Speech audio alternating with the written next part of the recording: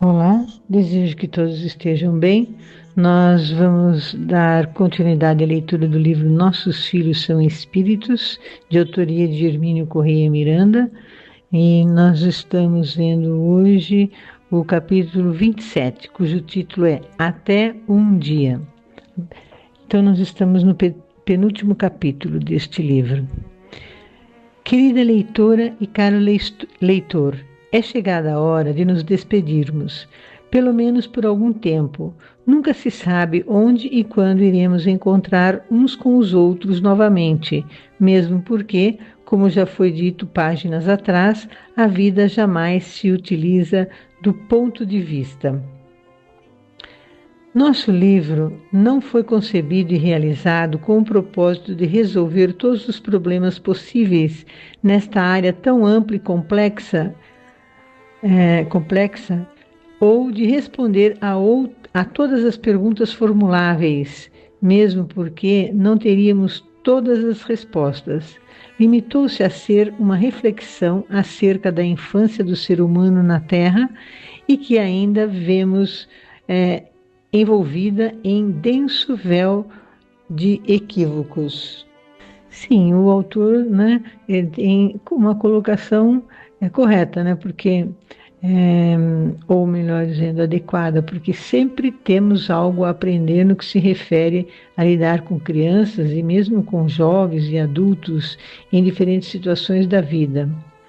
Também ocorrem mudanças no mundo e tudo e todos evoluem. Continuando a leitura. Como pudemos observar, temos a respeito de tudo isso muitas coisas para desaprender e inúmeras outras para aprender. Dificilmente poderemos botar móveis novos na casa em que moramos, nossa mente, a não ser que se desocupe espaço que antigas peças inservíveis estão atravancando indevidamente, mas a renovação não consiste apenas em desfazer-nos de tudo o que possuímos para adquirir tudo novo em folha. Para certos aspectos, basta nova disposição nos arranjos ou restauração das peças antigas que ainda podem ter serventia. Então, neste parágrafo, o autor do livro faz colocações que, em certos momentos da vida, mudamos nosso modo de pensar e agir. Afinal, no decorrer dos dias, né, adquirimos novos conhecimentos, mudamos, evoluímos. Por exemplo, fomos criados pensando que temos apenas uma encarnação e com o desencarne vai para o céu ou para o inferno e nunca mais há possibilidade de reparar o erro. Esse ponto de vista se modifica quando se adquire outro conhecimento sobre as reencarnações e reconhece seus fundamentos. Então, modifica-se o modo de analisar e resolver os problemas da vida. E também, sabendo que há reencarnações, temos a certeza da bondade de Deus e o seu amor pela sua criação.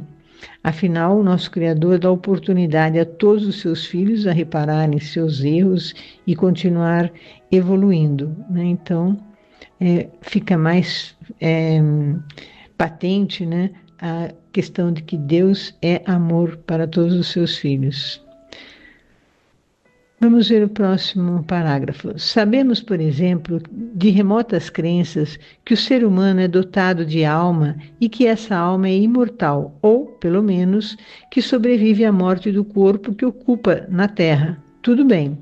Há, porém, um móvel imprestável obstruindo a sala num dos seus pontos mais importantes, o de que essa alma é criada no momento da concepção ou do nascimento, quando em verdade ela já existia antes, em outras vidas, e certamente voltará mais vezes em futuras existências na carne. Então, como já vimos, quando alguém nasce aqui é porque ela já teve muitas e muitas encarnações e porque nascemos inicialmente em condições bastante primitivas e no decorrer das encarnações vamos evoluindo aos poucos. E inicialmente, depois de muitas encarnações, a evolução é fruto dos interesses de aprender, criar, buscando a melhoria da vida.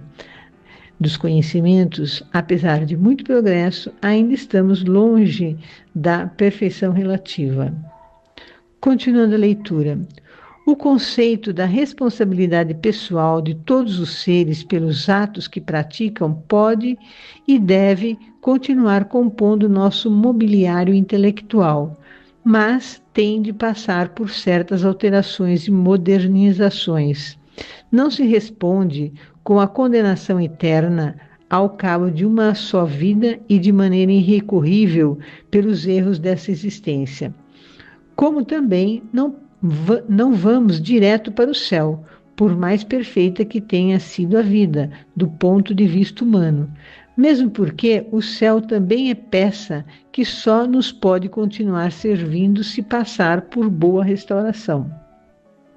Oportunidades de recuperação nos são incansavelmente concedidas pelas leis divinas.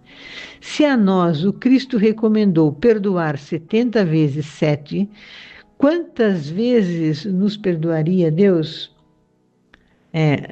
Perdoar 70 vezes 7 vezes. Então, quantas vezes nos perdoaria Deus? A resposta é sempre. Acontece também o conceito de perdão precisa de umas escovadelas e talvez de um estofamento novo, porque perdoar não é apagar o erro cometido com um passe de mágica. A mágica é ilusão e as leis são realistas e objetivas. O perdão que as leis nos concedem expressa-se em oportunidade de fazer de novo aquilo que fizemos errado, até aprender. Então, Deus nos perdoa, mas precisamos reparar o erro para que consigamos nos sentir em paz. E isto pode acontecer em outra encarnação, dependendo da gravidade da prova, pode levar várias encarnações para que se possa se preparar para passar pela prova. Continuando a leitura. Morrer não é tragédia alguma e quase sempre, se o procedimento da pessoa foi satisfatório, mesmo dentro de suas óbvias limitações, é um momento de libertação e de reencontro com inesquecíveis amores. Nascer é que é problemático, porque trazemos programas e tarefas, obrigações e compromissos que nem sempre conseguimos cumprir de maneira adequada quando não os agravamos com novos erros. Entre vivos e mortos, ou seja, entre pessoas vivendo na carne e pessoas que vivem no mundo póstumo, há um intercâmbio muito mais intenso e ativo do que suspeitamos, ainda que dele nem sempre tomemos conhecimento consciente. Pessoas dotadas de faculdades especiais podem servir de intermediárias entre essas duas faces da vida, pondo em ação um processo que nos mostra importantes aspectos das condições que nos aguardam do lado de lá. Sempre é bom lembrar, porém, que tudo é vida, tanto deste lado como do outro, e que os mortos, entre aspas, são pessoas como nós. Então, mortos são pessoas, diz o escritor. Ele está se referindo aos desencarnados, né? Os desencarnados perderam o corpo físico, mas continuam vivos com um corpo sutil chamado perispírito. E com esse corpo sutil pode ele se comunicar com encarnados através de um médium ou mesmo intuindo pensamentos encarnados. Também, nas horas de sono do encarnado, um espírito pode visitá-lo. Tudo isso se estiver dentro das possibilidades, se houver permissão, né, por parte de Deus.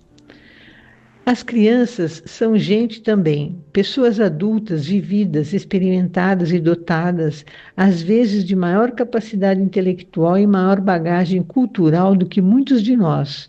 A dificuldade que experimentam nos primeiros anos de vida na carne é apenas a de movimentar satisfatoriamente sua maquininha de viver na Terra, que só fica pronta para funcionar aí pela adolescência e nas suas melhores condições lá pela maturidade.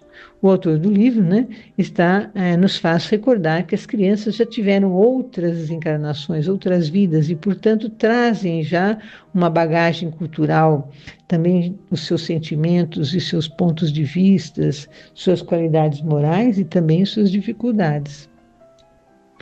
As limitações demonstradas pelas crianças, portanto, não são devidas à precariedade de seus espíritos, mas às deficiências do instrumento de que estão se utilizando para viver na Terra, ou seja, seus corpos físicos. Não poucos anos são consumidos em adaptar-se a esse corpo, à espera de que possa responder adequadamente aos comandos da mente que a ele se acoplou, quando o espírito dele se apossou no início da gestação. O aprendizado é lento e difícil, pois envolve muitas complexidades, ditadas pela necessidade de adaptação ao meio, desenvolvimento de um correto sistema de comunicação, formação cultural, recuperação de habilidades físicas e mentais, bem como uma técnica de convivência com os seres junto aos quais fomos colocados. Os mecanismos da vida são sutis e inteligentes. Na formação do corpo físico, pode-se observar uma recapitulação de multimilenares conquistas biológicas.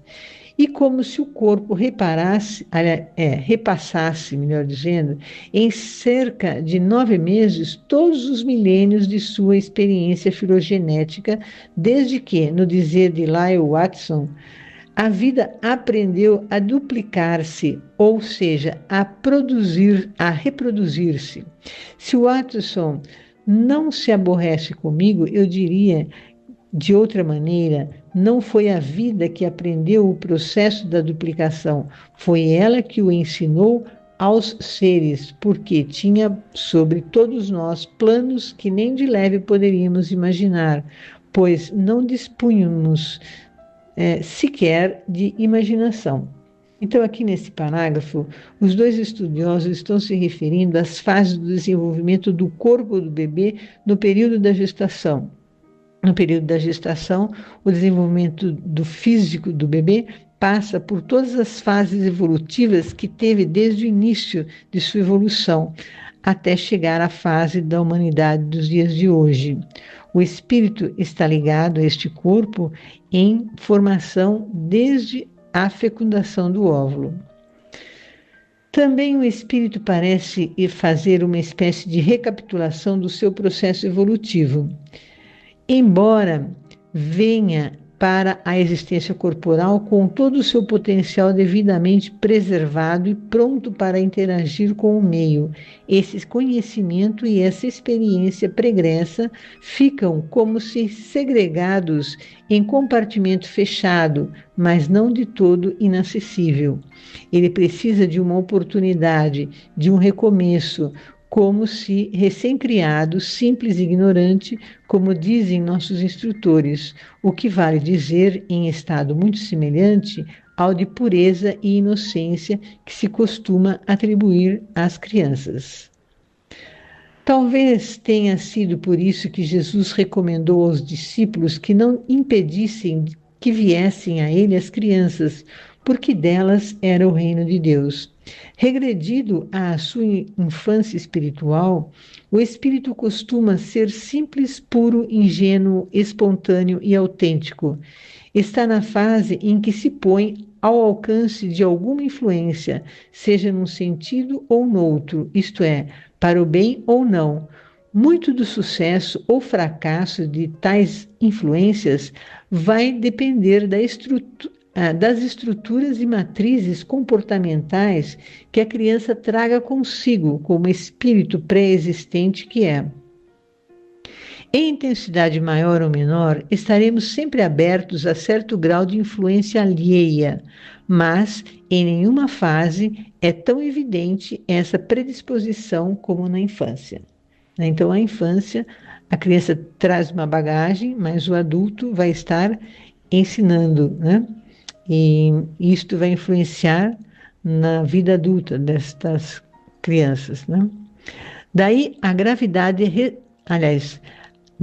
grave responsabilidade de pais, tutores, orientadores e educadores de crianças, que poderão ser estimulados a dar importante passo à frente, desenvolvendo faculdades e potencialidades que trazem em si mesmas, como também poderão estacionar na ociosidade, ou até mesmo recair em situações que já poderiam ter sido superadas se lhes fossem incutidos os adequados hábitos de vida, as motivações corretas, o sadio propósito de caminhar no sentido da realização pessoal, como espírito, na ampla e luminosa perspectiva do processo evolutivo.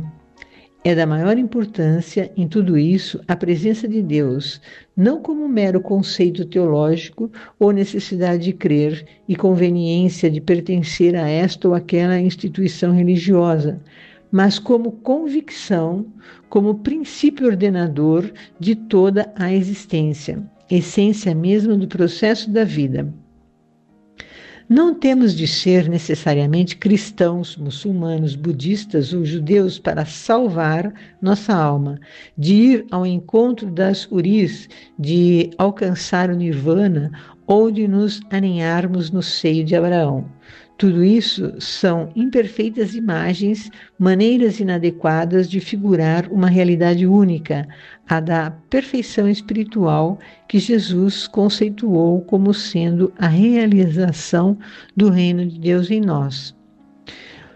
Os livros sagrados de todas as religiões dignas de seu nome e tradição contêm princípios aproveitáveis, mas não é lendo tais livros como se fossem meros tratados de filosofia ou praticando uma bateria de ritos e posturas que vamos chegar ao estado de perfeição que a todos nos aguarda. É praticando mesmo, com convicção, as singelas leis do amor fraterno, pois o universo é uma só e imensa fraternidade, distribuída em incontáveis comunidades de seres inteligentes, espalhados pelo cosmo afora, de galáxia em galáxia. Então, cada um imagina como é o plano espiritual. Cada um é atraído a lugares conforme as condições do seu aperfeiçoamento espiritual, de seus esforços para vencer-se a si mesmo em prol do bem a todos. Teríamos, pois, muitas perguntas a colocar em debate. A belíssima aventura de viver apresenta inúmeras facetas e aspectos. Um de tais aspectos é justamente o estimulante esforço da busca. Um espírito amigo, dotado de poderosa inteligência e rico de conhecimentos, confessou-me certa vez que, longe de sentir-se frustrado pelo que ainda ignorava a respeito das maravilhas da vida, mais fascinado se sentira perante as belezas que ainda tem a aprender nos imensos livros do infinito, mesmo porque ele, como nós, aqui levava consigo mais perguntas do que respostas. Viver nunca será um ofício rotineiro. Não foi nosso propósito, por isso, ensinar como são as crianças, como devem ser encaminhadas ou como podem ser desencaminhadas por nossa incúria. O objetivo foi o de questionarmos-nos juntos, trocar ideias, suscitar a doce ânsia de aprender mais, de decifrar outros enigmas da vida, ampliando o espaço do conhecimento, sempre conquistado pacificamente ao território desconhecido da ignorância, onde permanece a imensa reserva do saber futuro. Se posso pedir-lhe algo, leitor, é que continue pensando, questionando e meditando. Se soubermos perguntar com verdadeiro propósito de aprender e com a dose certa de humildade, a vida irá respondendo, ou, para dizer a mesma coisa de outra maneira, Deus em nós responde com a luz, fazendo recuar as sombras. É assim que podemos ver o quanto é belo e vasto o mundo que Ele fez para nós e que não estávamos percebendo precisamente porque a sombra estava em nós, não no mundo. Como somos todos companheiros de jornada e a vida é um modo de viajar e não uma estação, como disse alguém, é provável que nos encontremos aí durante a viagem, ou que já nos tenhamos encontrado alhures no passado. Até um dia, portanto. PS. Alguns aspectos deixaram de ser aqui considerados em primeiro lugar para não avolumar demais o livro, em segundo, porque foram tratados em outros estudos meus ou alheios.